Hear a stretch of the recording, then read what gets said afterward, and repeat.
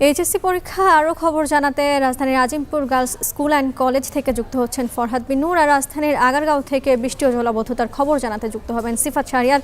প্রথমেই যেতে চাই ফরহাদের কাছে। ফরহাদ, বৃষ্টির কারণে অনেক পরীক্ষার কেন্দ্রে পরীক্ষা দেরিতে শুরু হয়েছে এবং সেখানে নির্দেশনা দেওয়া হয়েছে যে সব পরীক্ষার্থী যেন 3 ঘন্টা সময় পায় পরীক্ষার জন্য। সেই নির্দেশনা আসলে মানা হচ্ছে কিনা জানতে চাই। বড়া এখন পর্যন্ত আমাদের কাছে যে খবর রয়েছে 10টার পরীক্ষা কিন্তু 10টার দিকেই শুরু হয়েছে, কোথাও বিলম্ব করে পরীক্ষা শুরু হয়নি। তবে শিক্ষা বোর্ডগুলোর আজকের যে পরিস্থিতি ছিল, আজকে জলাবদ্ধতা এবং যানজট এইসব পরিস্থিতি বিবেচনায় নিয়ে কিন্তু শিক্ষা বোর্ডগুলো কিন্তু সকালে একটি সিদ্ধান্ত নিয়েছে। সেটি হচ্ছে যে কোনো কেন্দ্রে যদি পরীক্ষা শুরু করতে বিলম্ব হয় তাহলে সেই কেন্দ্রে আসলে যে 3 ঘন্টার পরীক্ষা রয়েছে সেটি সমন্বয়ের কথা বলেছেন তারা।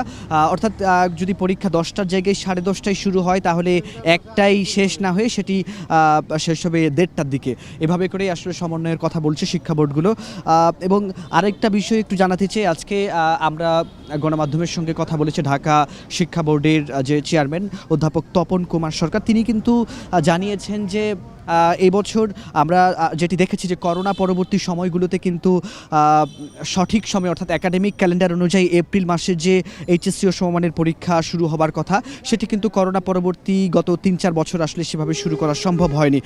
তবে আগামী বছর আসলে একাডেমিক ক্যালেন্ডার অনুযায়ী সেটি এপ্রিলেই পরীক্ষাটি নেবার জন্য সরকারের যে পরিকল্পনা সেটির জন্য কিন্তু কাজ করছে সরকার ইতিমধ্যেই, এবং ফেব্রুয়ারি মাসে আসলে এসএসসি পরীক্ষা শুরু করার পরিকল্পনা রয়েছে সরকারের।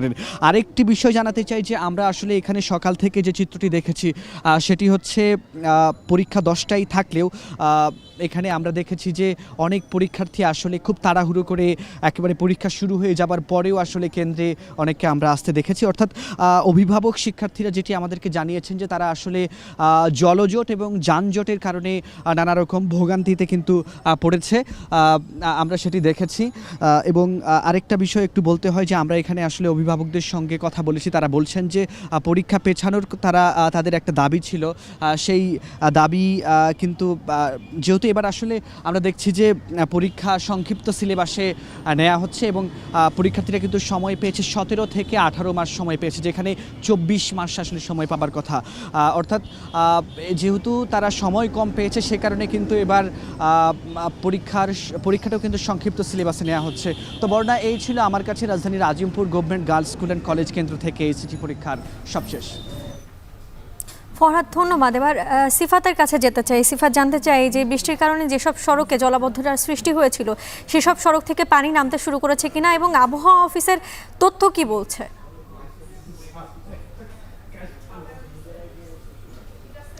বন্যা আবহাওয়া অফিসের তথ্য যেটি বলেছে যে গত 27 তারিখ থেকে তারা একটি পূর্বাভাস দিচ্ছিল, সমুদ্র বন্দর গুলোকে 3 নম্বর সতর্ক সংকেত দিয়েছে এবং সেই সাথে তারা বলেছে ধীরে ধীরে বৃষ্টি বাড়বে। এবং গত 2 দিনে তারা একই কথা বলেছে যে জুলাই মাসের 3 থেকে 4 তারিখ পর্যন্ত যে বৃষ্টি সারা দেশে ভারী মাঝারি কিংবা কোনো জায়গায় গুড়ি গুড়ি বৃষ্টি হচ্ছে সেগুলো অব্যাহত থাকবে।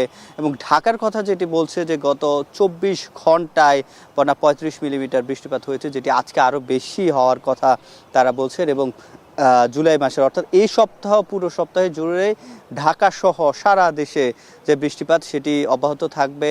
কোনো কোনো জায়গায় বৃষ্টিপাতের পরিমাণ আরও বাড়বে। বিশেষ করে রংপুর অঞ্চলের কথা বলছিল, গত 24 ঘন্টায় যেখানে 182 মিলিমিটার বৃষ্টিপাত হয়েছে এবং রংপুরে আজকেও বৃষ্টিপাত অব্যাহত থাকবে এবং সেই সাথে যে সতর্কতা সংকেত রয়েছে সেটিও জারি রাখা হয়েছে। এবং এই বৃষ্টি অব্যাহত থাকার কারণ হিসেবে তারা যেটি বলছে বঙ্গোপসাগরে একটি লঘুচাপের সৃষ্টি হয়েছে এবং এই লঘুচাপের কারণে যে মৌসুমি বায়ু সক্রিয় হয়ে যায় এবং তার কারণে যে বৃষ্টিপাত সেটি চলতে থাকে।